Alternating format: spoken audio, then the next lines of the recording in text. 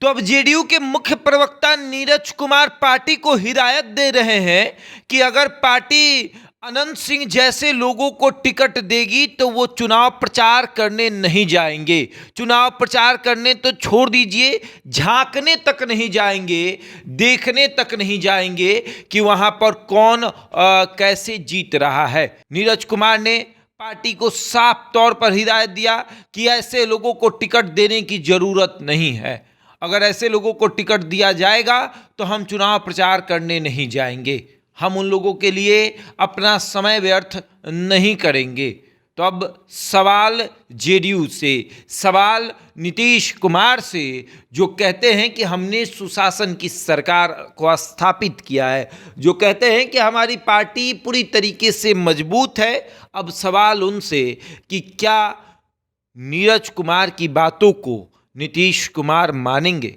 एक ऐसे सिपाही जिसने अपना सारा का सारा समय पार्टी को दिया है, एक ऐसा सिपाही जिसके पास इतना डेटा है कि उसके डेटा के सामने कोई खड़ा नहीं होता, एक ऐसा सिपाही कि जो पार्टी में अगर खड़ा हो जाए किसी के सामने तो फिर किसी की हिम्मत नहीं होती उसके सामने बोलने की। नीरज कुमार एक ऐसे जेडीयू के सिपाही हैं जिनको कहा जाता है कि पेपर के मजबूत है, और पेपर के मजबूत बिहार में कुछ ही नेता है। जैसे पुराने दौर में देखा जाए तो सुशील मोदी कागज के बहुत मजबूत नेता थे, जिनके पास हर चीज का कागज होता था। अगर किसी ने घोटाला किया है तो उस पर वो पूरा रिसर्च करते थे और उसके बाद सबूतों के साथ अपनी बातों को रखते थे। नीरज कुमार भी वही हैं। आप अगर नीरज कुमार के पास जाइएगा तो उनके पास सबूतों का एक कमरा है जिसमें सारे लोगों के गुनाहों के सबूत भरे हुए हैं। अगर तेजस्वी यादव ने कोई घोटाला किया है तो वो भी सबूत वहाँ पर है, और भाजपा के नेताओं ने अगर कुछ गलत किया है तो वो भी सबूत वहाँ है। तो अब नीरज कुमार का ये मानना है कि पार्टी को मजबूत करना है तो पार्टी को देखना पड़ेगा कि साफ छवि वाले लोगों को टिकट दिया जाए, और नीरज कुमार की इन बातों को जेडीयू मानेगी। क्या जेडीयू में जो लोग हैं वो नीरज कुमार की इन बातों को सुनेंगे कि जो नीरज कुमार पार्टी को मजबूती से मीडिया के सामने या फिर उच्च सदन में जब पार्टी के नाम पर कुछ मुद्दा आता है, जब विपक्ष जेडीयू पर और नीतीश कुमार पर हमलावर होता है, जो नीरज कुमार उन तमाम चीजों को संभालते हैं, उनकी बातों को सुना जाएगा। क्या अनंत सिंह को टिकट दिया जाएगा? क्योंकि अनंत सिंह को लेकर कई तरह की बातें आई कि अनंत सिंह किसी एक दल में टिकते नहीं हैं, उन पर कई सारे आरोप भी हैं।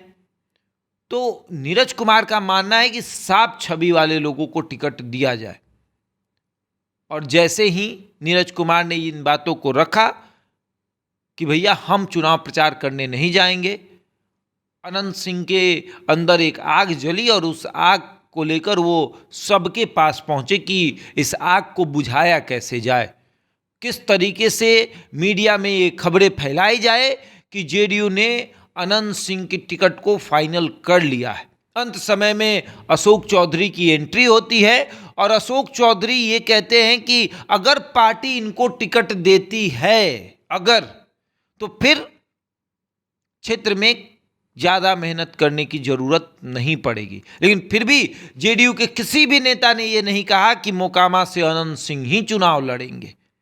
नीरज कुमार ने बस एक ही सवाल पूछा था कि क्या आपका टिकट फाइनल हो गया है, क्या आपकी बातचीत हमारे शीर्ष नेताओं से हो चुकी है, या फिर उन्होंने मीडिया के सामने आकर कह दिया है कि हमारे उम्मीदवार वही होंगे।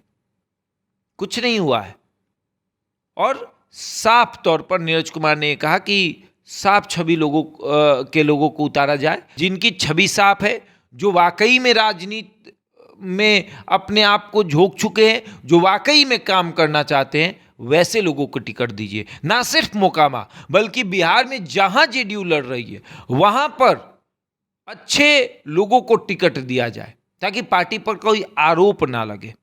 और जाहिर सी बात है कि जब भी पार्टी पर आरोप लगता है तो जिम्मेदारी प्रवक्ताओं की होती है कि उस आरोपों को किस तरीके से खारिज किया जाए।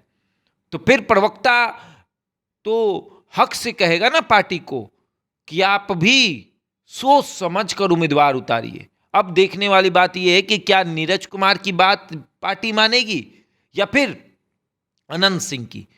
और अगर नीरज कुमार की बात मानती है तो अनंत सिंह का क्या होगा, और अगर अनंत सिंह की बात मानती है तो नीरज कुमार का क्या होगा, देखने वाली बात होगी। बहरहाल इस खबर में इतना ही। बने हमारे साथ और देखते रहे द इंडिया टॉप।